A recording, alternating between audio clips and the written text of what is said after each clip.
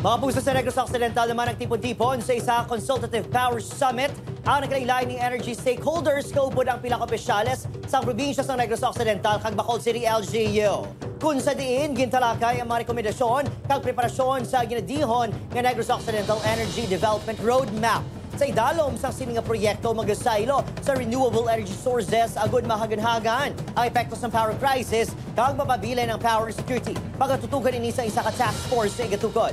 Ginistoryahan man ang importansya sa dugang pa nga public-private partnership sa PPP agud mang imposibleng pabakal sa kinahanglanon nga mga pasilidad para mapamaayo pagid ang serbisyo sa mga konsumidor. Pabor naman si Bacolod City Mayor Aldo Benitez sa siningatika ang ilabi na nga madamo sa mga Bacolodinyo o kung mga Bacolenyo sa ang sunod sa iya ang nagaanto sa asod-asod nga power interruptions. Bacol brownout.